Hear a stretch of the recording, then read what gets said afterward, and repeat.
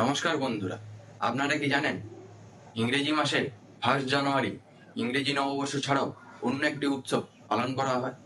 অনেকেই জানেন না। হ্যাঁ, ঠিকই শুনছেন, যা কল্পতরু উৎসব নামে পরিচিত।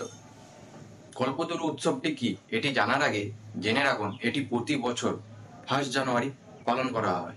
হ্যাঁ, এটি ইংরেজি নববর্ষের দিনই পালন করা হয়। এবারে আসি কল্পতরু উৎসবটি কি। 1886 সালে 1 জানুয়ারি এই উৎসবটি শুরু হয়েছিল। সেই সময় রামকৃষ্ণ পরমহংসদেব দুরারোগ্য গলার ক্যান্সারে আক্রান্ত হয়েছিলেন এবং শারীরিক অবস্থারও যথেষ্ট অবনতি ঘটেছিল। উত্তর কলকাতার কাশীপুর অঞ্চলে তাকে নিয়ে আসা হয় তার চিকিৎসার সুবিধার জন্য। 1 জানুয়ারি তিনি একটু সুস্থ বোধ করায় বাগানে হাঁটতে বের হন। সেখানে তিনি তার অনুগামী নাট্যকার গিরিশচন্দ্র ঘোষকে জিজ্ঞাসা করেন, তোমার কি মনে হয় আমি কে? গিরিশচন্দ্র ঘোষ তিনি মনে করেন রামকৃষ্ণ পরমহংসদেব মানব কল্যাণের জন্য মর্তে অবতীর্ণ ঈশ্বরের অবতার।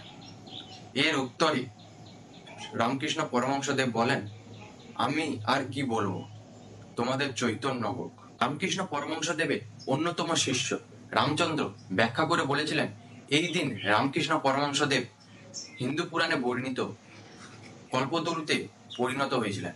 তিনি এই দিনটিকে কল্পতরু দিবস নাম দিয়েছিলেন, যা পরে কল্পতরু উৎসব নামে পরিচিতি লাভ করে, যা এখনো পালন হয়ে আসছে।